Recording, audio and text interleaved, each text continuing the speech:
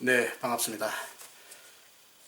지난주 강의가 팔복의 강의였고 이번 주간의 강의가 주기도문에 관한 강의입니다. 이렇게 제가 두 주제를 특별히 정한 이유는 신약 성경에서 많은 가르침들이 있고 또 많은 성경이 있습니다만은 그 중에서 가장 중요하고 핵심적인 가르침은 물론 우리 주님께서 직접 행하시고 직접 가르치신 그 가르치심입니다. 물론 다른 성경의 저자들 바울이라든지 베드로나 야고보나 이런 저자들을 통해서 기록이 되어진 그 서신서들에 기록되어져 있는 내용들도 동일한 하나님의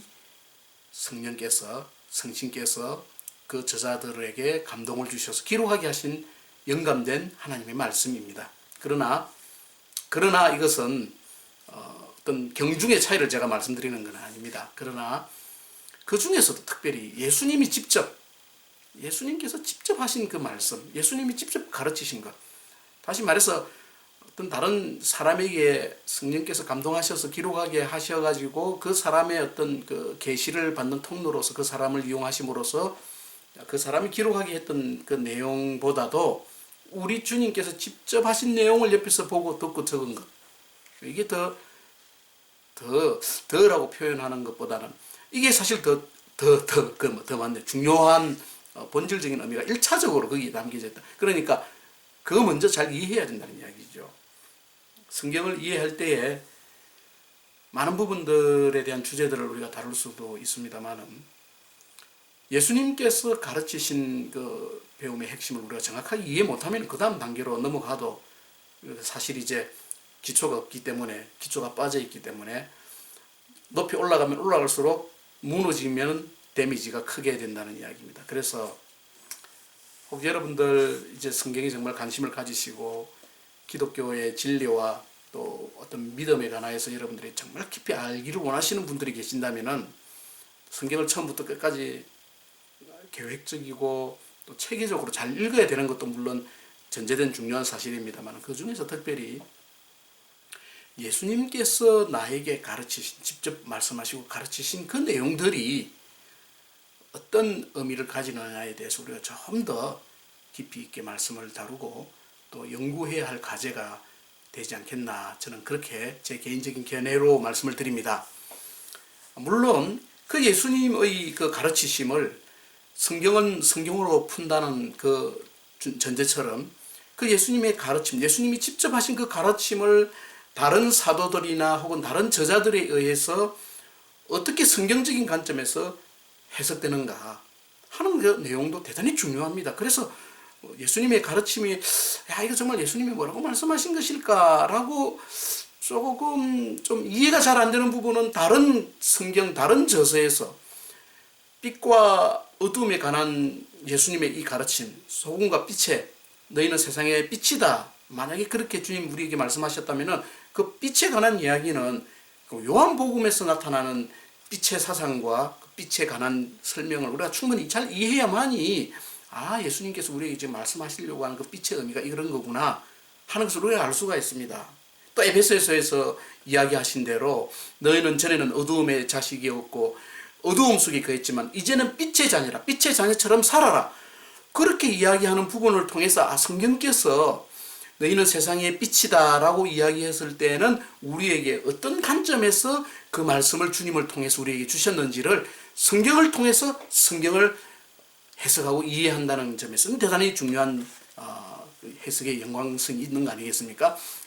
그래서 1차적으로 주님께서 말씀하신 그 가르치심을 우리가 정확하게 잘 이해해야 되듯이, 그렇다면 우리 이제 복음서에 나타나 있는 주님의 가르침에 대해서 우리가 깊이 있게 잘 이해하고 난 다음에 그 다음 단계로 넘어가는 것이 성경을 잘 이해하고 온전하게 또 그리고 체계적이고 막 중구난방으로 이해하지 않는 첫걸음이 될 수가 있다고 저는 말씀을 드립니다.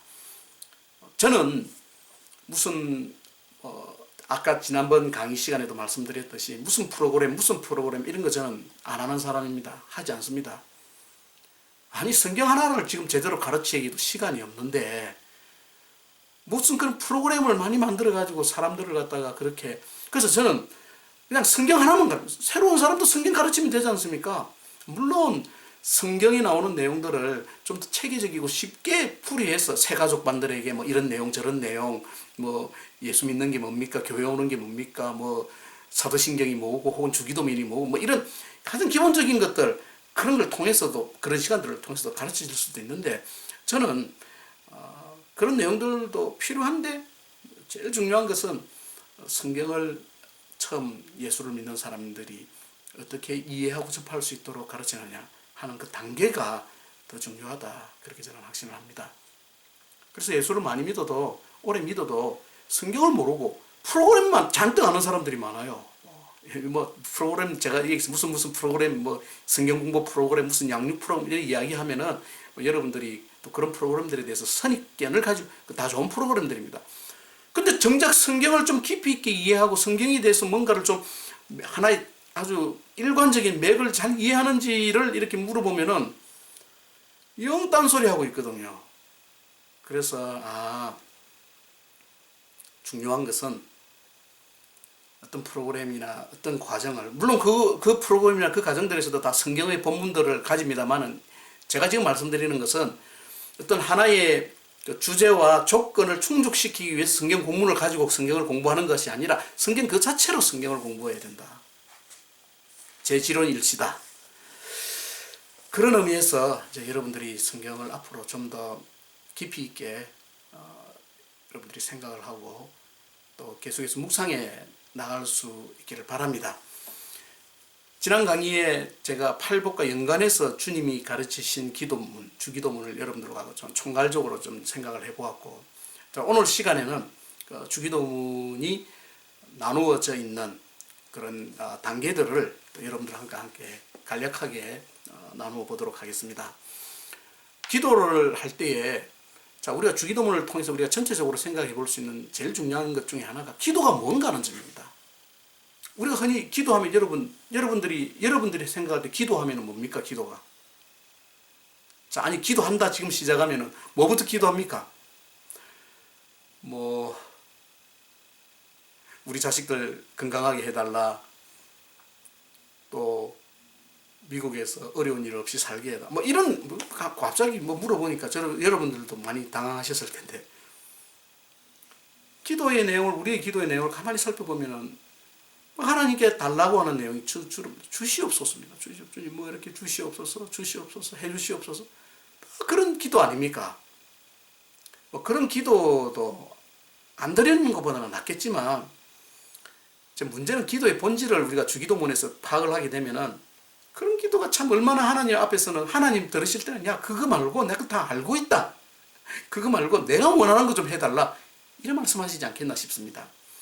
자, 우리는 기도는 항상 내 강구만을 이야기하는 게 기도라고 우리는 흔히 그렇게 이해합니다. 뭐 틀린 말은 아닙니다. 내가 하나님 앞에 필요한 것, 내가 하나님 앞에 답답한 것, 내가 하나님 앞에 고통스러운 것 아뢰는 게 기도일 수 있습니다. 그런데 주기도문을 가만히 보면은요, 그 첫 번째 기도의 그 전반전, 첫 디파트먼트가 하나님께서 야들아, 내가 아버지로서 너 자식들한테 좀 이런 거 좀 알아두면 좋겠다. 이게 첫 번째 기도에 나온다는 이야기예요. 이게 대단히 중요한 이야기입니다, 여러분. 우리가 기도라고 생각할 때는 늘 언제나 우리의 힘듦과 우리의 고통과 우리의 필요를 하나님 앞에 간구하고, 막 하나님 못 살리고, 막 하나님 막 좋아해야 된다. 계속 또 하고 하나님 앞에 막 계속해서 기도하면 하나님이 막 나중에 막 지치가지고, 아이고 그래 알았다 다 들어줄게. 이렇게 우리가 잘못 기도를 이해하고 있거든요. 그건 여러분 기도의 태도나 기도의 어떤 방법론적인 문제지, 기도의 본질을 다루고 있는 내용은 아니라는 것입니다. 이 주기도문을 보면은 하나님께서 먼저 우리에게, 나를 아버지라고 부르는 너희들에게, 자식들에게, 야, 좀 내 이름이, 너희들이 생각할 때 좀 내 이름이 너희들에게서 좀 거룩하게 여김받기를 원한다. 나의 나라가 너희들이 정말로 그것이 뭔지를 알기를 원한다. 그 나라를 통해서 내가 어떤 뜻을 이루려고 하는지 그 너희들이 좀 알아줬으면 좋겠다. 이제 우리가 하나님의 심정에서 주기도문을 거꾸로 해석을 하면 그런 내용이 된다는 것이죠. 이게 우리 기도의 첫 번째 파트고 이게 우리가 하나님 앞에 드려야 되는 가장 중요한 기도입니다. 주님, 아버지, 하나님 아버지, 내가 하나님을 아버지라고 부를 수 있는 자식된 특권을 가지고 지금까지 맨날 달라 하나님 달라, 용돈 주세요, 돈 주세요, 밥 주세요, 뭐 직장 잘 나게 해주세요, 승진하게 해주세요, 안 아프게 해주세요, 병 걸리지 않게 해주세요. 맨날 그런 기도만 했는데 주기도문을 우리가 정확하게 이해하게 되면 하나님, 정말 내가 하나님의 이름이 오늘도 이 하루도 이 하루의 삶에서도 내가 정말 하나님을 얼마나 거룩하게 구별되게 이 세상의 모든 생각과 이 세상의 모든 잡것들 중에서 하나님을 독특하게 내가 드러내고 살았습니까? 이런 기도가 제일 먼저 우리에게 와야 된다는 이야기입니다. 이름이 거룩히 여김을 받는다는 게. 당신의 이름을 거룩히 여김받게 해달라고 하는 것은 궁극적으로 이야기하면 주님, 이제 내가 하나님의 자녀인데 내가 하나님의 자식이고 내가 하나님을 아버지라고 부를 수 있는 이 놀라운 특권을 내가 획득한 자로서 하나님의 이름에 대하여서 내가 지금까지 너무 무관. 여러분, 이 이름이라는 것은 그냥 네임, 그 자체 여기서 말하는 이름을 거룩히 여김받게 해달라는 그 이름은 하나님의 존재 그 자체를 의미합니다. 하나님의 존재 그 자체. 그럼 하나님의 이름이 여호와인지 야훼인지 야훼인지 뭐가 맞는지 뭔지 몰라요. 그 신성 사문자에 히브리 랍비들이 성경을 기록할 때 그 이름이 나오면은 이거는 하나님을 지칭하는 이름인데 이 이름을 우리가 어떻게 이걸 어떻게 할 수가 없어가지고 그 이름이 나오면은 다시 붓을 빨고 목욕 재개를 해가지고 그 이름을 쓰고 그렇게 했답니다. 두려움의 대상으로서의 이름입니다. 도무지 유대인들은 하나님이라는 이름 자체를 말할 수가 없었다는 겁니다. 그래서 아도나이, 주라고 뜻하는 아도나이라고 불렀거나 나의 하나님 엘로힘이라고 불렀구나, 뭐 이렇게 주님을 하나님을 불렀을 뿐이지 우리처럼 대놓고 하나님, 이거는 상상도 못할 이야기라는 것이죠. 여러분, 너무 지금 이제 예수를 편하게 잘 믿고 있는 겁니다. 사실은 지금요. 그렇지만 여러분들이 그렇게 예수를 거저 믿듯이 거저 먹듯이 믿는다고 해가지고 그냥 막 가는 거 아니라는 이야기입니다. 하나님을 아버지라고 부를 수 있는 그 자식들에게 하나님은 얘들아, 너가 나를 아버지라 불렀느냐? 그러면은 내 존재가 이름으로 불려지는 그 내 존재가 너희들의 그 삶을 통해서 너희들의 그 삶을 나타내는 데 있어서 내가 가장 먼저 거룩한 존재로서 모든 사람들에게 드러나고 여김받기를 원한다. 그런 기도예요. 이름이 정말 거룩히 여김을 우리로 말미암아서, 여러분, 이 이름이 거룩히 여김받는다면 수동태입니다. 하나님께서 거룩하신 분인데 뭐 누가 거룩하게 한다고 해서 하나님이 거룩해지시고 안 한다고 해서 안 해지십니까? 천만의 말씀이죠. 근데 여러분, 이건 아버지와 자식 간의 관계입니다. 다른 누구는, 어떤 누구는 나에 대해서 그렇게 생각하는 건데 중요하지 않다. 여러분, 부모의 심정으로서 자식들과의 관계에서 자식들이 나를 인정 안 해주고 존경 안 해주는데 옆집 애가 나를 아줌마 최고, 아줌마 해주는 음식이 최고야, 아저씨가 정말 아저씨 같은 아빠 만나서 난 정말 좋겠네, 이런 이야기 들으면 여러분 어떻게 생각되십니까? 헐, 내 새끼들은 내 부모 귀한 줄 모르고 있는데 세상에 남의 자식들이 나를 귀하게 여긴다? 잘 사는 인생이라고 생각할 수 있겠습니까? 아니지요. 마찬가지입니다. 그것만 부분을 생각해 본다면 하나님께서 오늘 우리들을 향하여서 우리 공동체를 향하여서 다른 무엇보다 제일 먼저 1호로 와야 되는 게 뭐냐면요, 너희의 삶에서, 너희의 그 가치관 속에서, 너희의 그 태도 속에서 가장 우선적으로, 가장 본질적으로, 가장 먼저 내 존재가 가장 너희들의 생각과 삶 속에 부각되고 구별되고 나타나기를 원한다. 주님께서 가르치신 기도의 첫 번째 핵심이 바로 그거라는 이야기입니다. 여러분들이 기도하실 때에 아버지, 정말 내가 아버지의 이름, 내가 정말 아버지의 그 존재를 그냥 추상적이고 관념적인, 마치 저 우주철도 995의 저 끝에 있는 선장님처럼 내가 생각하면서 그렇게 살지는 않았는지요. 오늘 지금 right now죠. 지금 이 순간 이 삶에서 내가 하나님이라고 하는 그 아버지로서의 존재감을 내 삶에서 어떻게 정말 드러내느냐 하는 게 이게 첫 번째 기도의 관건입니다.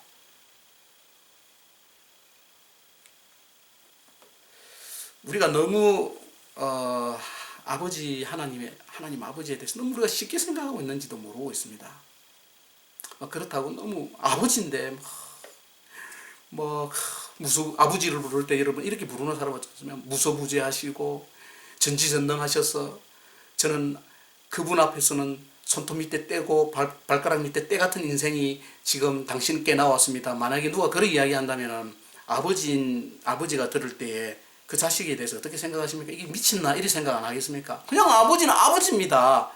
예? 대통령의 딸들이 아버지를 부를 때, 오바마를 부를 때 그냥 파파라고 부르겠지요. 데디라고 부르겠지요. 뭐 프레지던트, 각하 뭐 이런 거 부르겠습니까? 아니지요. 그거는 다른 사람들이 그렇게 부르는 거예요. 자식은 그냥 아버지입니다. 아버지. 그냥 아빠. 우리 딸내미는 저보고 포테이토 헤드라고. 포테이토 헤드. 그건 그 자식만이 그렇게 부를 수 있는 겁니다. 그 친근한 자식이 하나님이 그 자식에게 어떤 존재감으로 나타나기를 원하시는가 하니까 거룩한 존재로. 여러분 이 거룩이라고 하는 그 개념을 이제 우리가 또 생각을 해야 되는데요. 많이 설명하려고 하면 한도 끝도 없죠. 이 거룩은 하나님 그분 자신 자체가 가지신 그 속성, 그 하나님의 존재의 그 본질을 여러 가지 많은 말로 표현을 할 수가 있습니다만은 이 거룩이라는 말로 표현할 때는요, 하나님의 유일성과 그리고 초월성이 이 거룩이라는 말 속에 담겨져 있습니다. 그러니까 하늘에 계신 우리 아버지, 당신은 이 어떤 것보다도, 이 세상 그 어떤 무엇보다도 유일하시면서 그리고 초월하시면서 그 모든 것들과 구분되어 있는 절대적인 존재자이십니다. 하나님에 대한 우리 신앙 고백이라는 겁니다.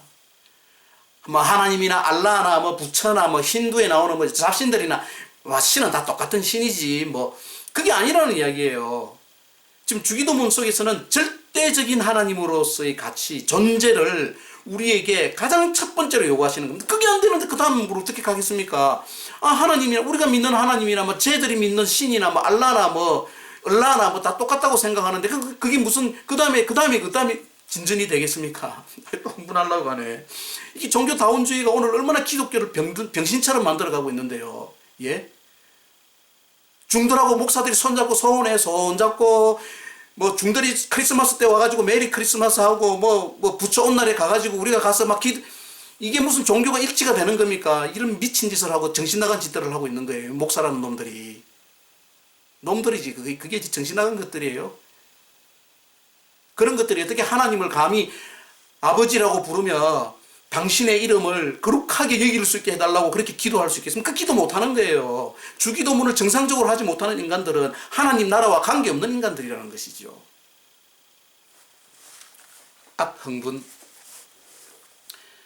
자, 당신의 이름이 그렇게 여김받는다. 이건요, 우리 모든 기도, 우리가 날부랑 엎드려져가지고 하나님 앞에 기도하는 그 가장 첫 번째 하나님 앞에 하나님이라고 부르고 난 다음에 하나님 정말 내가 아버지 이름을 오늘도 내 삶에서 오늘도 내 환경 속에서 아버지 이름을 드러내고 아버지 이름을 거룩하게 여김받도록 했던 것이 저의 삶을 오늘 지나온 삶이었습니까? 라고 여러분들이 첫 번째 기도할 수 있어야 됩니다. 다른 거 무엇보다 지금 내 자식이 죽어가고 있고 지금 뭐 당장 막 뱅크럽시에 막 직전에 와가 있고 막 이런 상황인데도 그런 상황에서도 기도할 때도 가장 먼저 그 기도가 와야 된다는 이야기예요. 다시 말해 하나님 중심적인 삶을 난 지금도 날마다 살아가고 있느냐는 겁니다. 그럼 주기도문 딱 다른 말로 딱 이야기하면 하나님 중심. 다른 거 없습니다, 여러분.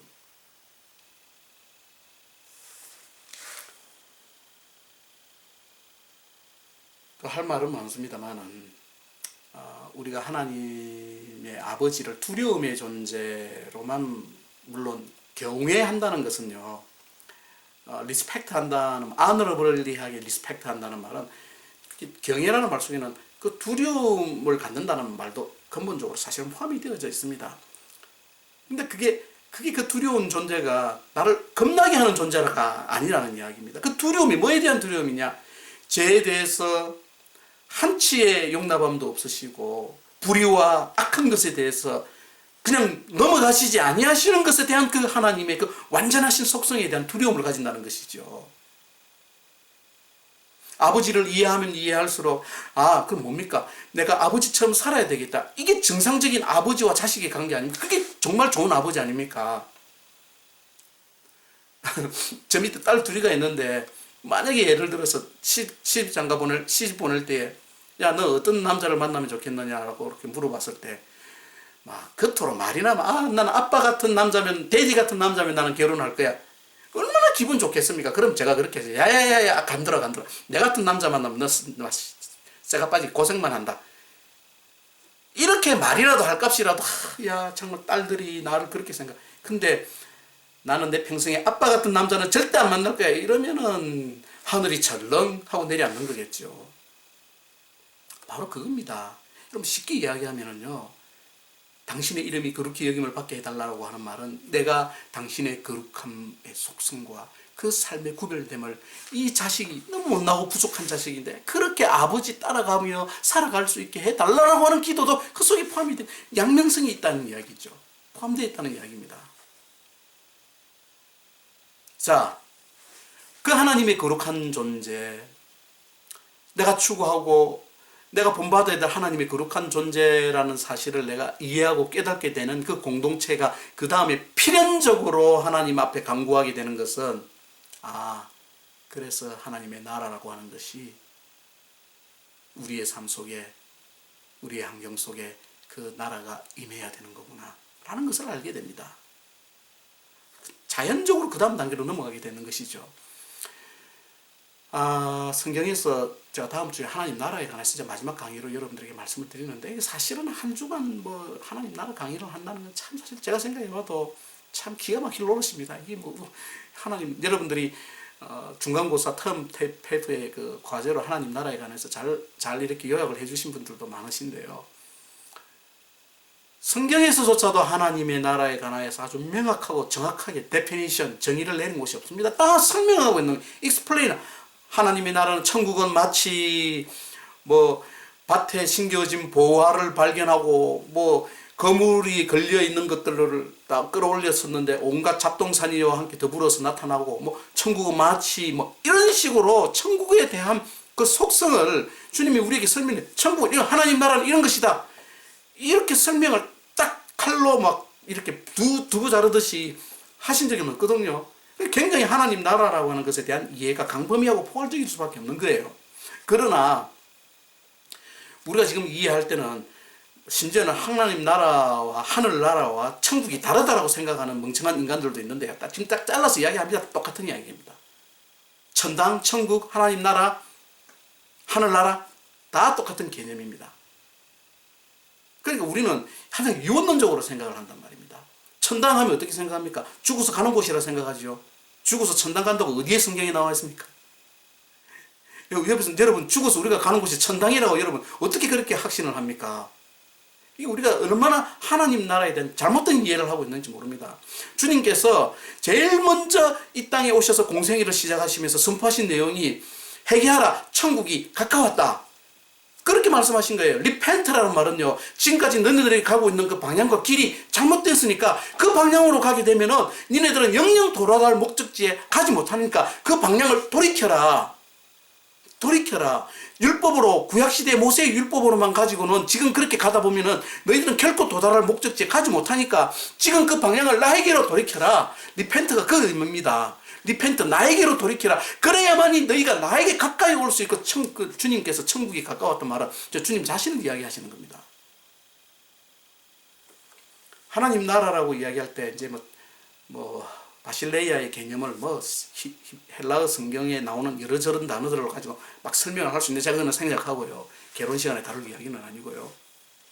여기서 나라가 임한다고 하는 이야기는요. 첫 번째는 하나님의 뜻을, 하나님의 이름을 거룩히 여김받기를 내 삶을 통해서 혹은 내가 하나님 당신의 이름을 거룩히 여김받기를 원합니다라고 하는 그 기도하는 그 무리들에게 하나님의 나라라고 물려줄 수 있는 하나님의 직접적인 통치, 하나님의 다스림이 내 삶에서 하나님 드러나고 나타나게 해달라고 하는 기도이죠. 그게 1차적인 하나님 나라의 해설입니다. 1차적으로 하나님 나라라고 이야기할 때는 어떤 하나의 장소, 또 어떤 하나의 특징적인 어떤 뭐 폼을 이야기하는 것은 지금 여기서는 안 합니다. 당신의 나라가 임하게 해달라고 하는 이 이야기는 당신의 나라 속에 내가 거하게 해달라고 하는 이야기이기도 하며, 그 당신의 나라라고 이야기할 때는 이제 전적으로 내가 하나님을 아버지라고 부르고 당신의 그 이름의 거룩함을 깨닫고 그것이 내 삶에서 구별된 당신의 존재로 드러나기를 원하는 그 삶을 살아가는 그 당신의 자녀들인 우리라고 하는 공동체 속에서 아버지의 나라, 하나님의 그 나라가 우리를 직접적으로 다스리고 통치하신 가버너의 형태로 나타나게 해달라고 이야기해요. 이제 나는 지금까지는 세상의 어떤 경제 원리, 세상의 어떤 돈의 논리, 세상의 어떤 그 힘의 논리에 복속되어서 내가 그렇게 살아왔는데, 이제부터는 그게 아니라 전적으로 하나님께서 나를 다스리시는 그 다스림 속에 내가 들어가기를 원합니다. 그게 1차적으로 하나님 나라가, 당신의 나라가 나라에 임하옵시며, 우리 옛날에 주기도문 할 때 잘못해가 나라의 임하옵시며 나라에 임하옵시며, 이거 완전히 뜻이 180도로 달라지는 이야기입니다. 나라에 임하옵시며가 아니라 나라가 임하옵시며입니다. 정확하게 표현. 당신의 나라가 임하옵시며, 어디에? 1차적으로 나에게, 그 다음에 우리의 공동체 속에, 그 다음에 우리가 살고 있는 이 사회 속에, 그 다음에 이 국가 속에, 이 시스템 속에 하나님의 나라라고 하는 그 통치의 원리가 오늘 우리를 통해서, 하나님을 아버지라고 부르는 우리를 통해서, 하나님의 이름을 거룩히 여김을 우리를 통해서, 그 하나님의 나라가 우리를 통해서 다시 확장되고 다시 일어나게 해달라고 기도하는 것이 두 번째 기도의 핵심이라는 것이죠. 거기에서 하나님 나라가 뭐냐면 하나님의 뜻과 관계되는 거거든요. 그 나라가 우리의 삶 속에서 나라를 위해서 기도하는, 하나님 나라를 위해서 기도하는 사람은 반드시 그 다음에 하나님의 뜻, 그 나라를 통해서 하나님의 무엇을 이루시기를 원하시는가는 그 하나님의 뜻을 우리가 기도하게 되어 있다는 이야기입니다. 이것이 하나님께서 하나님을 믿는 그 공동체, 하나님을 따르는 그 백성들, 소위 교회라는 이름으로 불리어진 하나님의 공동체에 하나님께서 가장 절실하게, 가장 우선적으로, 가장 긴급하게 요구하는, 이게 요구가, 이 상황이 정확하게 우리의 삶을 통해서 우리의 날마다의 기도의 중심에 이것이 없다면 우리의 나머지 기도는 아무 의미가 없는 거예요, 여러분. 기도는 기도가 아닙니다. 그 기도는요. 그러니까 우리가 이 땅에서 지금 살아가는 그 존재는요, 하나님 나라에 입성하기 위해서 예비심사대에 지금 앉아있는 사람들이 아니라 이미 하나님 나라의 교회라는 이름으로 입성한 사람들입니다. 이미 already 이미 입성한 사람들입니다. 그 사람들에게 하나님께서 요구하시는 하나님의 그 나라의 통치자로서 당연한 하나님의 요구이시죠. 가버너라고 하는 건 대단히 중요합니다. 이 가버너라고 하는 이 단어는요, 주지사로 우리가 번역을 하기도 합니다만은요, 굉장히 심오한 의미가 이 가버너라고 하는 말 속에 포함이 되어져 있습니다. 통치하고 다스린다 하는, 셀프 가버너라고 하면 뭡니까? 그리고 나를 다스리는 사람이 다른 어떤 내가 세운 어떤 그 대표가 나를 다스리는 것이 아니라 내 스스로가 자치입니다. 자치. 셀프 가버너. 그런데 오늘 민주주의 사회에서 가장 큰 핵심이 뭡니까? 누구나 다 나가서 반장하고 통장하는 게 아니라 선거 보트를 통해서, 선거를 통해서 우리를 대신 다스릴 사람을 우리가 선출하는 겁니다. 그게 가버너입니다. 그럼 그 사람은 어떤 폭력적인, 어떤 폭압적인 권위를 가지고 인간들을 다스리는 게 아니라는 이야기죠. 절대적인 권력이 인간의 땅에서 누릴 수 있는, 그 인간의 땅에서 정치자로서 누릴 수 있는 권력은 온전히 국민에서부터 나오는 것이죠. 그게 민주주의의 첫 번째 핵심 아니겠습니까? 국민에서부터 나온다는 이야기는 국민을 대표해서 한 사람이 국민을 통치하는데, 그것을, 그 통치의 개념이 의감이나 그 다스림의 개념은 아니라는 이야기죠. 하나님의 나라가 임한다라고 하는 말은요, 당신이 우리의 가버너이십니다. 하나님이 나의 가버너이십니다. 그런 의미입니다. 자, 여러분 어떻습니까? 여러분들이 이 미국 땅에 사시면서 참 여러 가지로 많은 힘들고 어려운 상황들을 여러분들이 겪고 사십니다만은, 그런 환경과 그런 삶 속에서도 정말 하나님만이 나의 가버너가 된다. 어떠신지 모르겠습니다. 당신의 나라가 임하옵시며 뜻이 하늘에서 이룬 것 같이 땅에서도 이루어진다. 궁극적으로 하늘과 땅이 하나가 되는 하나님 나라의 완성의 시간을 우리는 소망하며 살아가고 있습니다. 그 분리되었던 땅과 하늘, 새 하늘과 새 땅, 그 새 하늘과 새 땅이 엔터 카운트, 크로스 되는 그 지점이 하나님 나라가 완성되는 알파와 오메가로서의 역사의 종결점이 되는 겁니다. 새 하늘과 새 땅이라고 하는 것. 새 하늘과 새 땅이 서로 하나가 되어지는 그 놀라운 역사의 시간을 우리는 눈앞에 두고 살아가고 있습니다. 그걸 우리는 소망하며 살아갑니다. 그러나 지금은, 그러나 아직, 아직은 하나님의 그 하늘이라고 하는 존재와 땅이라고 하는 존재의 구별이 엄연히 있습니다. 우리는 땅에 살아가는 존재들로서 이 땅을 초월하고 살아갈 수 없는 존재들입니다. 이 땅의 법칙을 무시하고 살아갈 수 없는 존재들입니다. 하나님께서 이 땅에 내리신 그 생존의 법칙, 그 자연의 법칙. 네 번째 기도가 오늘 우리에게 일용할 양식을 달라는 말은 하나님께서 이 땅에 세우신 생존과 자연의 법칙에 내가 전적으로 하나님을 의지하고 하나님 앞에 순종합니다라는 그런 기도입니다. 내 힘으로 내 능력으로 내가 열심히 일해서 돈 벌고 내가 열심히 일해서 사업을 일으키고 세우는 것이 아니라 날마다의 그 데일리 브레드를 하나님께서 주시지 아니하시면 내가 손으로 행하고 내가 하는 모든 일들이 헛된 것들이라는 사실을 알게 되는 것이죠. 양식을 위해서 기도하는 것이 결코 육신적인 기도라는 것만은 아니죠. 우리가 그런 관점까지 생각을 하게 된다면요. 하나님의 뜻이 여기서 하나님의 뜻은 가장 궁극적인 뜻, 하나님의 구속의 뜻입니다. 사실은요. 하나님의 구속 사역의 뜻. 자, 이 구속 사역의 뜻을 우리가 어떻게 설명할 수 있느냐? 우리의 머리로서는 사실은 참 불가능합니다. 하늘에서 이루어지신 그 하나님의 구속 사역의 뜻, 하늘에서 이루어지신 그 하나님의 구속 사역의 하나님의 그 주권적인 그 왕권의 뜻이 오늘 이 땅에 우리가 이루어 달라고 우리가 기도를 하는데 그 뜻에 대해서 우리가 얼마나 정확하게 제대로 잘 알고 있느냐? 참 우리는 어떤 의미에서는 참 빙산의 일각만을 알고 있다라고 그렇게 말씀드릴 수가 있습니다. 그러나 한 가지 분명한 것은 하나님을 거룩한 존재로 하나님의 이름에 대한 거룩한 경외심을 가지고 살아가는 그의 백성들이, 그의 자녀들이 하나님의 나라를 소망하게 될 때 그 나라를 통하여서 어떤 뜻을 이루어 드려야 하는지를 우리 하나님께서 우리에게 성령을 통하여서 우리에게 가르쳐 주시고 깨닫게 해 주신다는 점입니다. 하나님의 뜻을 내 머리로, 내 영부로, 그리고 내 수행으로 절대로 하나님의 뜻을 인간들은 알 수가 없습니다. 성령께서, 성신 하나님께서 우리의 생각과 우리의 마음과 영혼을 그분만이 지배하실 수 있고 그분만이 컨트롤 하실 수 있을 때에 우리는 하나님의 뜻이 무엇인지를 우리가 알 수 있는 것이죠. 사실 여기에 성령에 대한 기도는 우리가 없는 걸로 나와 있습니다만 철저하게 이 주님 가르치신 주기도문은 성령적입니다. 숨어져 있는, 담겨져 있는 뜻에 나타나고 있다는 것을 우리가 볼 수가 있습니다. 자, 하나님의 구속사역은 이미 예수 그리스도를 통하여서 성취되었습니다. 그럼 우리가 개입할 여지가 없는 거 아니겠습니까?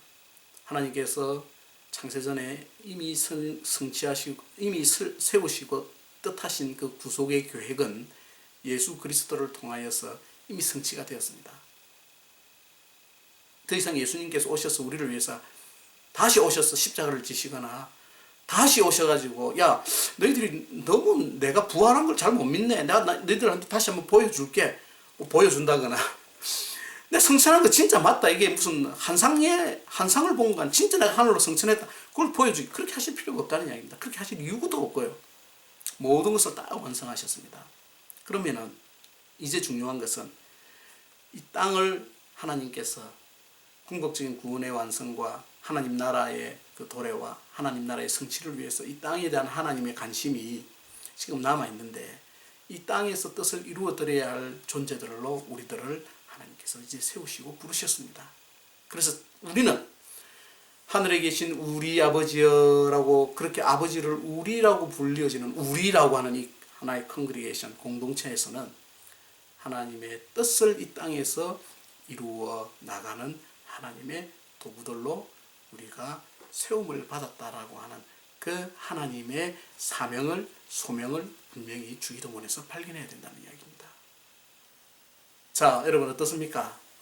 여기까지가 우리가 주기도문에서 전반부 세계의 청원, 하나님 당신에 대한 청원으로 우리가 지금 이제 계략적으로 생각을 하고 있습니다. 생각하는데 여러분들의 기도의 삶, 여러분들의 기도의 모습을 여러분들이 한번 돌이켜 보십시오.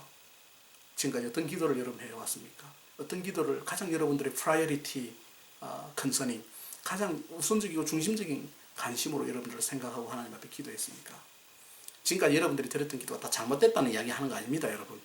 몰라서니까 그렇게 기도했습니다. 그러나 이제 지금 여러분들이 저를 통해서 우리가 해야 할 기도의 우선순위가 무엇이라는 것을 여러분들이 아셨다면 그렇게 기도하셔야 됩니다. 오늘날 우리에게 일용할 양식을 주옵소서라고 하는 것은 우리가 간구해야 할 6가지 큰 흐름 속에 4번째 이제 나타나는 겁니다. 다시 말해서 여러분 보십시오. 중요한 게 뭐냐면요. 우리가 정확하게 하나님을 어떤 존재로 그 하나님의 뜻과 그 하나님의 나라에 내가 어떤 존재인 것을 내가 정확하게 깨달은 사람만이 오늘 우리에게 일용할 양식을 당신이 주실 줄로 믿습니다라고 기도할 수 있는 겁니다. Understand? 이해가 되십니까? 오늘 우리에게 일용할 양식을 주십시오. 이 양식은 브레드, 빵으로 이렇게 나와 있습니다. 브래드 피트는 한국에서 빵오빠라고 부르던데요. 빵피트라고 부르는 배우 있잖아요. 브래드 피트. 그 브래드는 아니죠. BRADD니까 BREAD, 브레드라고 하는 빵하고 브레드라고 하는 거는 조금 다른 겁니다. 이름 자체는요. 일용할 빵을 잘라. 제가 지난 강의에 잠깐 말씀드렸습니다만 이 빵은요, 단지 우리의 먹는 것만을 의미하는 건 아닙니다. 우리가 살아갈 수 있는 모든 삶에 필요한 기본적인 모든 요건들이 이 빵이라는 단어 속에 함축되어져 있습니다. 그러니까 오늘만 구하는 것이 아니라 내일이 되면 또 오늘이 되는 거 아닙니까? 그럼 그때 가서 또 구해야 됩니다. 그러니까 우리는 계속 오늘이라고 하는 이 하루밖에 우리에게 사실은 주어진 게 없다는 이야기입니다. 우리 유한석을 이야기합니다. 사실은요. 너희는 오늘이라고 하는 시간적 존재들이다. 오늘을 벗어날 수가 없다. 5년, 10년 혹은 은퇴 이후의 모든 일들을 우리는 계산하고 또 정리하고 살아갑니다. 뭐 그런 자세도 필요합니다. 근데 오늘 주님은 우리에게 10년 뒤에 너희가 먹을 빵을 위해서 기도하거나 20년 뒤에까지도 너희가 먹고 살 수 있는 돈을 위해서 기도하거나 그렇게 가르치시지 아니하시고 오늘 이 말은요, 우리가 뭐 계획 없이 무계획대로 살아라는 말이 아니라 매일매일의 삶을 하나님께 의지하고 전적으로 그분만을 바라보고 살아가라는 이야기입니다. 집에 라면이 있습니다. 내일 모레까지도 먹고 살 거 있습니다. 일주일 먹을 수 있는 쌀도 있고요. 뭐 김치도 있고 냉장고에 반찬 쪼가리들도 있습니다. 그럼에도 불구하고 오늘 이렇게 내가 살아가는 것은 하나님께서 나에게 허락하신 그 삶의 그 분량만큼, 아버지께서 나에게 주신 그 은혜만큼 내가 살아간다는 것을 고백하는 것이 오늘 나에게 일용할 양식을 주시옵소서라고 하는 기도입니다. 뭐 일용할 양식이 없어가지고 일용할 양식 없으면 사람이 한 2끼 굶어도 살 수 있어요. 한 이틀 굶어도 살아요, 여러분. 근데 안 먹는다고 사는 겁니까? 한 2끼 굶었다고 해서 내가 오늘 일용할 양식 안 먹어도 내가 살았어 이렇게 말할 수 있는 겁니까? 그렇게 무식하게 성경을 해석하는 경우들도 없잖아요. 있겠죠. 제가 지금 여러분들에게 말씀드린 일용할 양식을 하나님 앞에 기도해라고 하는 것은요, 우리가 이 땅에 살아가는 연약한 존재고 유약한 존재고 하나님께서 세우신 이 자연의 법칙에 우리가 순응하며 살아가야 되는 존재다. 너희는 먼저 그의 나라와 그 의를 구하라는 말은요, 그의 나라와 그 의만 구하고 살아라는 이야기가 아닙니다. 여기 좀 잘못 이해하시는 분들이 계시는데요. 먼저입니다. 먼저. first. priority. 먼저. 많은 구해야 될 것들이 있다는 것을 주님이 아신다는 겁니다. 너희들이 구해야 될 것들이 많이 있는 거 내가 다 아는데 먼저 그것을 구하면은 이 모든 것을 너희에게 더해 주시겠다 이렇게 말씀하시는 겁니다.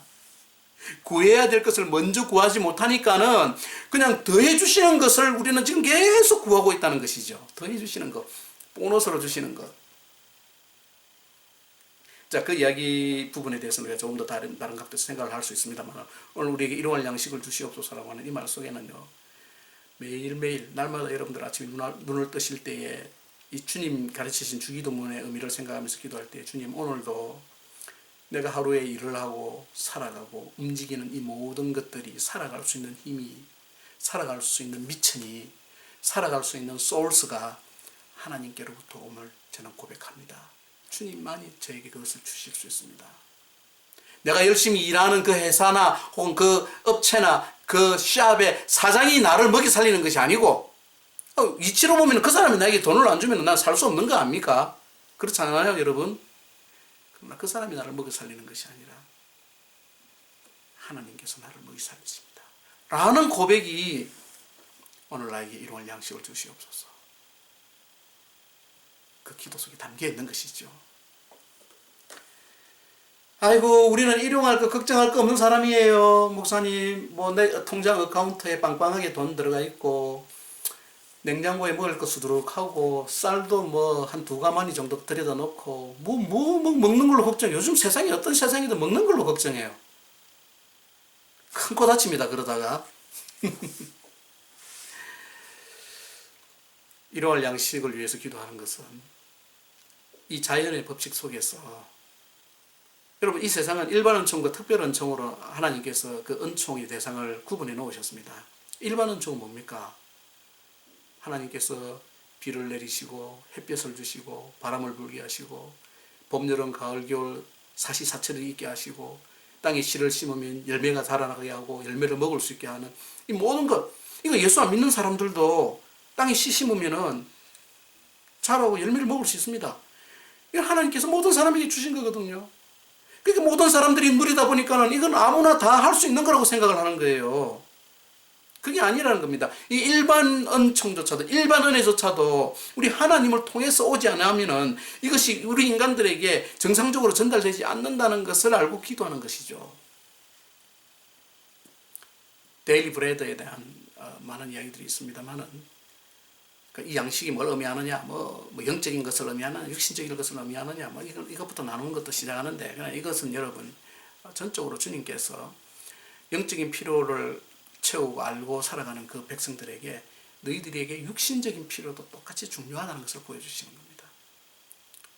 여러분, 우리는 하나님의 구속받은 우리 몸과 영혼이 하나입니다. 이거 나눌 수가 없는 겁니다, 여러분. 뭐 인간을 3분술로 나누고 뭐 2분술로 나누고 뭐 영과 혼과 육으로 뭐 분리될 수 있다고 소리 하는데, 그거 다 여러분 헛소리입니다. 뭐 영은 다르고 혼이 다르고, 혼은 더 저급한 거고 영은 더 한 단계 위고, 웃기는 소리 하지 말라고 하십시오. 성경에서 그렇게 표현한 부분들이 있는 것은 우리의 몸이 이 눈에 보이는 이 껍데기 이 부분과 눈에 보이지 않는 그 요소가 온전한 유기체로서의 한 존재라는 사실을 더 강조하기 위해서 그 말을 하고 사용하고 있는 것 뿐입니다. 이건 인간론에 관한 이야기인데 제가 이야기하면서 잠깐 여러분들에게 드리는 겁니다. 뭐 여러분, 뭐 우리의 혼적인 것, 뭐 영적인 것, 육적인 것 필요 없습니다, 여러분. 내 몸이 죽어 있으면 영혼이 담겨 있습니까? 없는데요. 내 몸이 성하지 않으면 영혼이 있을 수 있습니까? 없는데요. 육신이 악한 게 아닙니다. 연약한 거죠. 연약한 겁니다. 이거 썩어 없어질 것, 무슨 소리 합니까, 여러분? 썩어 없어질 것이 아니라 예수 그리스도 안에서 우리는 새로 회복될 육신을 가지게 되는 존재들입니다. 그래서 여러분 몸을 아껴야 됩니다. 여러분 몸을 귀하게 여겨야 됩니다.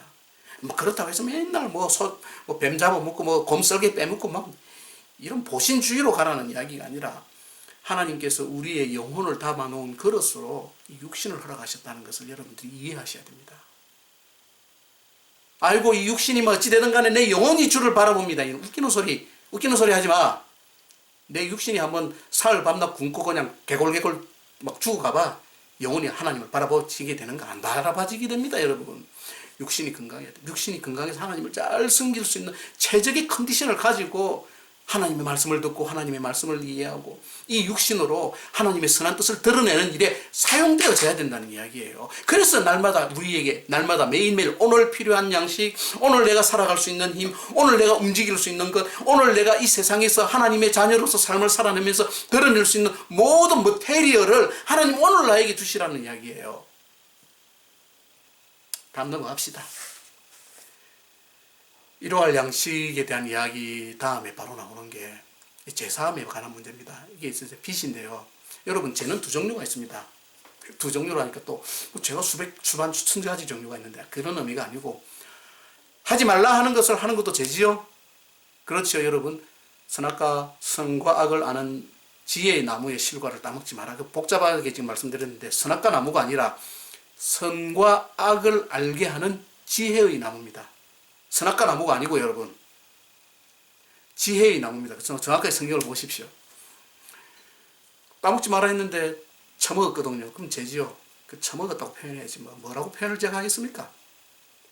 따먹지 말라 한 것을 하는 것도 죄고, 하라 하는 것을 안 하는 것도 죄라는 이야기입니다. 아시겠습니까, 여러분? 지금 마태가 이야기하는 오늘 우리에게 부채를 빚을 진 그 사람을 내가 그 빚을 탕감해 주듯이 내 빚도 탕감해 달라고 하는 이 말은요, 죄라고 하는 누가복음에서 기록된 하말티아라고 하는 그 말보다는 다른 단어로 쓰면서 빚이라는 말로 썼는데, 이것은 어떤 의미가 더 가까우냐 하니까는요, 우리가 꼭 해야 되는 일을 안 하고 살아가는 그것을 의미하고 있는 겁니다. 우리가 나가서 욕하고 사기치고 뭐 잘못 저지르고 하는 건 이건 죄니까 하면 안 돼. 그렇게 됐으면 각성을 다 가지지 않습니까? 이건 죄라고 생각하지요. 그렇죠? 그런데 반드시 해야 되는 거. 정말 여러분, 정말 우리의 형제들 중에 고통과 어려움을 당하고 있는 사람을 찾아가서 내가 정말 그리스도의 사랑으로 그 사람에게 따뜻하게 위로해주고, 배 굶고 있는 사람에게 그래 그리스도의 따뜻한 사랑으로 배불러라 말만 차하는 게 아니라, 그 사람을 위해서 정말 밥 한 끼라도 내가 가지고 가서 예수의 이름으로 그 사람을 대접하고 하는, 이런 거 안 해도 우리는 안 하고 지나갈 수도 있지. 그거 죄라고 생각합니까, 안 합니까? 그거 안 했는데 죄 아니라고 생각하지요. 아이고, 내가 행편이 좀 안 됐어, 내가 좀 시간이 안 됐어. 그러니까 소극적으로 하지 말라고 하는 것을 하는 것도 죄고, 적극적으로 해라고 하는 것을 안 하는 것도 죄라는 이야기예요, 여러분. 이 죄의 개념을 여러분들이 머릿속에 좀 바꿔야 되는 거예요. 난 이거 안 했어. 나는 이거 안 했다. 나는 정말 도둑질 안 했다. 난 간음 안 했다. 내가 살인 안 했다. 내가 이거 안 했기 때문에 나는 죄 안 짓고 산다. 반밖에 안 하는 거예요. 그러니까 하나님을 사랑하는 것 같이 네 이웃을 네 몸과 같이 사랑하라는 이 한마디 속에, 이 계명 속에 모든 계명이 다 이루어지고 완성되었다고 하는 말은 뭐냐면요, 적극적으로 to do 해야 할 우리의 삶이 그 사랑이라고 하는 그 계명의 요건 속에 다 포함되어져 있다는 것을 의미하는 겁니다. 그러니까 해야 할 것을 안 하는 것도 죄다. 지금 오늘 우리가 우리에게 빚진 자를 용서해 주는 것처럼 우리 죄도, 우리의 빚도 주님이 탕감해 주십시오라고 하는 말은요, 우리가 이 말을 갖다가 그러면은 큰일 났네, 예수님을 구주로 고백하고 믿는 사람들한테는 무조건 용서해 준다고 해놓고, 인자 와가지고는 네가 그 다른 아들한테 해줘야 되는 걸 안 해주면 네 죄 용서 못. 그런 의미가 아니라는 거예요. 조건적인 율법적인 어떤 법률적인, 내가 너에게 죄를 용서해 줬기 때문에 그 대가로 내가 죄를 용서받는 거 아니라는 이야기입니다. 이 말의 의미를 우리가 정확하게 잘 이해해야 됩니다. 우리가 하나님 앞에서 온전히 살아드리지 못하는 것, 하나님 앞에서 온전히 행해드리지 못하는 그것, 모든 것이 우리에게는 다 빚이 되는 겁니다. 빚입니다, 여러분. 빚은 뭡니까, 여러분? 빚은 어떤 거예요? 빚이 뭡니까? 빚이 떡입니까? 콩빚입니까? 빚은 언젠가 내가 갚아야 되는 겁니다. 그걸 갚지 못하면 법적인 책임을 물어야 되는 거고, 돈으로 갚지 못하면 집을 팔아서라도 갚아야 되고, 차를 팔아서라도 갚아야 되는 게 빚입니다, 여러분. 어떤 의미에서 죄라는 말로 표현하는 것보다 빚이라고 하는 말로 표현되는 게 우리에게 있어서 더 많은 삶의 책임감을 강조하고 있는 말씀이에요. 빚은 갚지 않으면은 나중에 자식이라도 팔아서 갚아야 되는 상황이에요. 여러분, 이 세상에서 빚 중에서 제일 무서운 빚이 뭔 줄 압니까? 노론빚입니다. 노론빚. 도박빚입니다. 이거는 무자비한 빚이에요. 어떻게 나중에 이 노름판에서 빌린 빚을 못 갚으면 어떻게 한다고 합니까? 손가락까지 자른답니다. 그것까지 잘라가면서까지도 내가 이 빚 갚겠다고 서약하고 노름판에서 빚을 빌려요. 심지어는 내 장기 중 하나라도 떼놓고 내 자식이라도 가져가라고 하면서 노름에 미치면 그렇게 돼요. 그 빚을 내는 게 노름 빚 아닙니까? 그 빚이 엄청나게 무서운 겁니다. 자, 여러분 보십시다. 우리가 하나님 앞에 못 해드리는 빚이 많습니다. 하나님 앞에 우리가 제대로 살아드리지 못하는 것들이 너무 많습니다. 그런데 여러분, 다른 사람, 내 이웃에 혹은 내 형제들 중에서 나에게 해야 하는 그 빚 어느 정도겠습니까? 내 명의를 더럽혔다. 나에게 조금 손해를 끼쳤다. 혹은 많이 끼칠 수도 있겠죠. 내 돈을 떼먹고 돌아놨다. 내 뒤통수에서 뒷담화를 치고 돌아다니더라. 나에게 분노감을 심어주더라. 이런 여러 가지 많은 복합적인 현실적인 문제들이 오늘 우리에게 있습니다. 그것과 내가 하나님 앞에 졌던 빚, 그 차이가 얼마나 날까요, 여러분? 그건 1만 달란트 빚진 자와 100데나리온을 내 친구로부터 빚진 그 차이입니다. 1만 달란트, 이거 셀 수 없는 겁니다. 한 달란트가 노동자들 6개월치 월급이라고 그렇게 이야기하네요. 그때 당시에. 또 금으로 한 달란트는 32kg 정도가 됩니다. 32kg 금이면 엄청나지요. 그러니까 1만입니다. 1만. 그러니까 다시 말해서 내가 하나님께로부터 탕감받은 빚은 1만 달란트나 해당하는 것만큼의 그 엄청난 무게와 깊이가 있는 건데, 네가 형제를 통해서 용서해 주어야 될 빚은 100데나리온 밖에 안 되는 것이다. 아무리 뭐 3대 아버지 철천지 원수를 잡으러 가기 위해서 내가 지금 이제 집단하겠습니다. 집단하는 은장도처럼 칼 하나 뽑아들고 원수 처사하는데 하더라도 그럼 100데나리온 밖에 안 된다는 이야기입니다. 100데나리온 밖에 안 된다는 겁니다. 그걸 알아라는 이야기예요. 100데나리온의 빚도 탕감 못 해주는데 네가 어떻게 1만 달란트의 빚을 탕감받을 수 있겠느냐, 그런 이야기 아닙니까? 네가 1만 달란트의 빚을 탕감받았다고 하는 사실을 네가 깨닫고 알게 되면은 100데나리온 빚진 그 형제의 허물을 네가 그냥 흘러보내줄 수 있다는 이야기입니다. 여러분, 여기서 한 가지 우리가 기억해야 될 것은, 내가 어떤 사람의 죄를, 내가 그 사람의 죄를 내가 용서해 주는 거 아닙니다. 야, 어떤 사람이 나에게 잘못을 해. 네, 그래, 네 죄를 용서해 줄게. 웃기는 소리. 내가 무슨 권한인데 그 사람의 죄를 용서해 줘요. 용서 못 해요, 나는요. 용서는 주님만 하실 수 있는 거예요. 또 어떤 사람에게 찾아가가지고, 아이고, 죽을 죄를 지었습니다. 용서해 주십시오. 거기서 말하는 그 용서는 우리의 그 부채의 빚을 없이 해준다는 의미예요. 그 죄는 남아있는 겁니다. 죄에 대한 그 심판과 용서는 오로지 주님만 하실 수 있는 겁니다. 이거 제가 좀 차근차근 설명해야 되는 부분을 지금 핵심만 여러분들에게 빨리빨리 이야기하다 보니까 지금 막 엉뚱한 소리도 아니고 막 이야기를 하는데, 시간 다 됐네.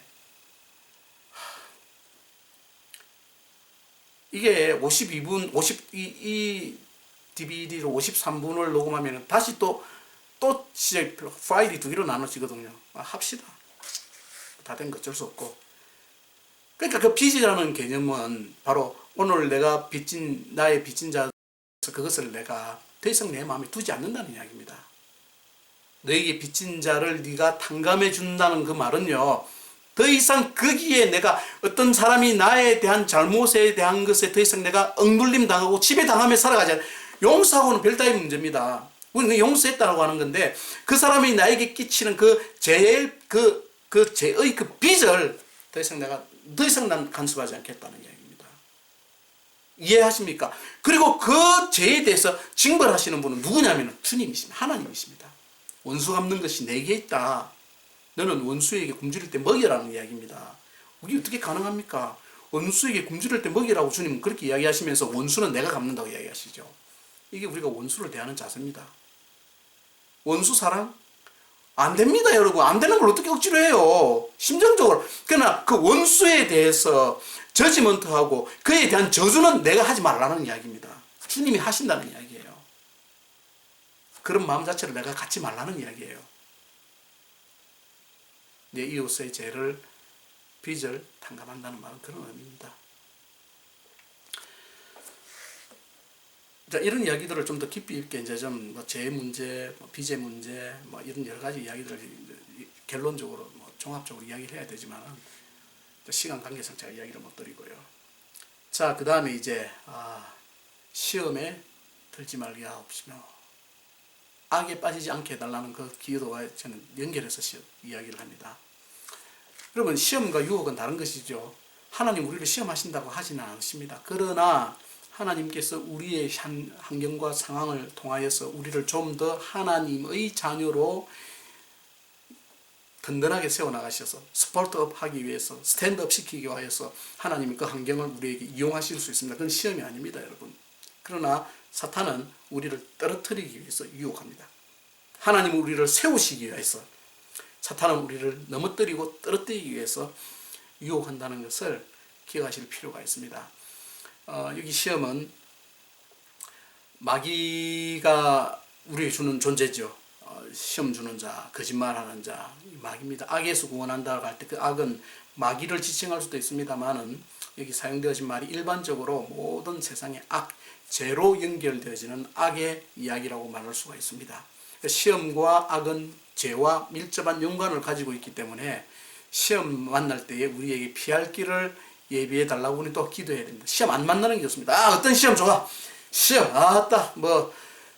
중고등학교 때 기말고사 치고 난 이후에 처음 치고는 시험인데 한번 치보자. 이런 건방진 태도로 시험을 당해서는 안 됩니다. 여러분, 되도록 가능하면 시험 안 만나면 좋습니다. 시험을 만나지 않는 게 좋습니다. 시험을 피하는 게 좋습니다. 시험 피하게 해달라고 하나님 앞에 기도하시면서 그 시험에 관한 문제에서 우리가 만약에 시험에 접하더라도 주여, 시험에 당했습니다만은 내가 이 시험을 통해서 내가 악에게 지배당하지 않도록, 악의 그 영향력 속에 내가 더 깊이 내려가지 않도록 하나님 나를 건져주시옵소서라고 기도해야 됩니다. 자, 여러분 보세요. 육신적인 필요에서, 그리고 나와 너희의 관계로 이렇게 이제 확대가 되어지죠. 일용할 양식은 나와 하나님과의 관계이지만은 우리에게 죄지은 죄를 사해 준 것 같이 우리 죄를 사해 주옵시고 하는 것은 나와 너희의 관계입니다. 나와 너희. 그리고 우리를 시험에 들게 하지 마시고 악에서 건져 주시옵소서는 나와 이 세상의 관계입니다. 아시겠죠? 자, 주기도문이 처음 시작이 요렇게 내려왔죠. 요렇게 마치 모래시계처럼 윗부분을 이렇게 내려오다가 이 중간에서 다시 이렇게 벌어지게 됩니다. 이런 대칭적 구조를 가지고 사실은 주님이 우리에게 주기도문을 가르쳐 주셨습니다. 마지막에 성령이 나라와 근세와 영광이 아버지께 있습니다. 왜? 바로 그 앞에 왜 나를 악에서, 왜 나를 유혹에 빠지지 않게 하시고 왜 나를 악에서 건져 주셔야 되는 그 이유가 뭡니까? 이는 나라와 근세와 영광이 아버지께 있기 때문에 나라와 근세와 영광의 자녀로서 살아가는 내가 어떻게 유혹과 제약에 빠져서 살아갈 수 있겠느냐. 대개 영덕 대개가 아니고 이는 한글 성경에서 대개 좀 웃기게 번역을 했습니다. 대개는 아닙니다, 여러분. 이는이라는 말로 우리는 바꿔야 됩니다. 사실 여기서 헬라어의 원문에 보면 포라는 이유와 목적을 나타내는, 이유를 나타내는 포가 나왔어요. 포. 당신의 나라와 근세와 영광이 영원하기 때문에, 이것 때문에 나를 악에서 건져주셔야 됩니다.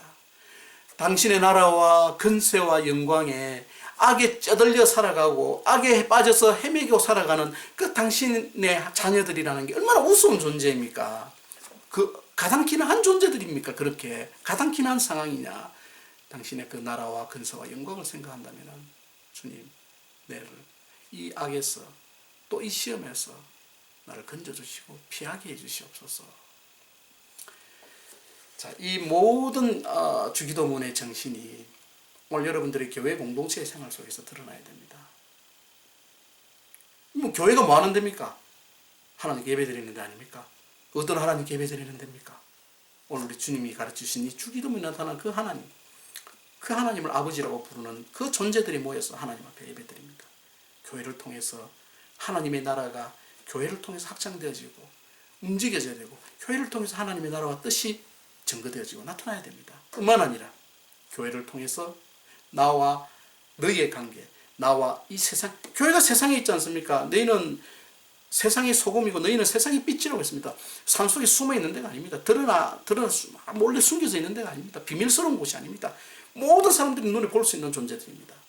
그 존재들이 이 세상에서 발을 들이고 살아갈 때에는 육신적인 연약함과 자연적인 연약함 속에서 있지만은 그러나 그것을 하나님께서 감당하게 해주시면서 우리를 인도해 나가신다는 그 기도가 주기도문 속에 담겨져 있는 놀라운 기도입니다.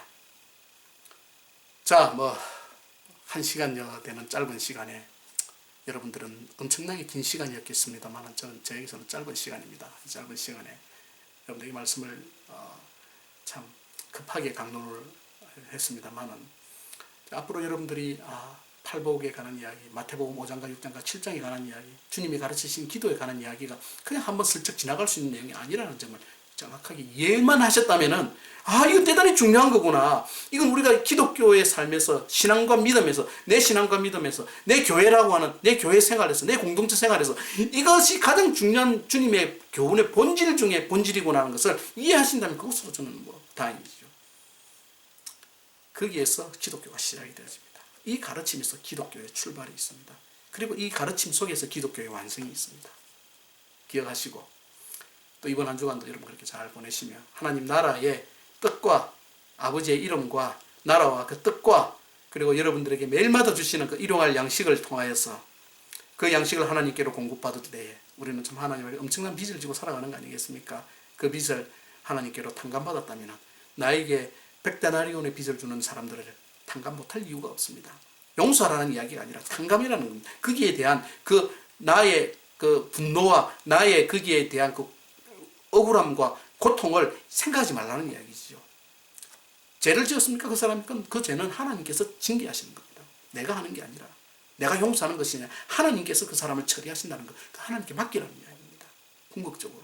그러니까 여러분 일용할 양식을 구하는 기도나 빚진 자를 탕감해주고 나의 죄를 사해주라는 기도나 유혹에 빠지지 않고 시험에 악에서 건져달라고 하는 기도나 그 모든 그 기도의 중심은 아버지입니다.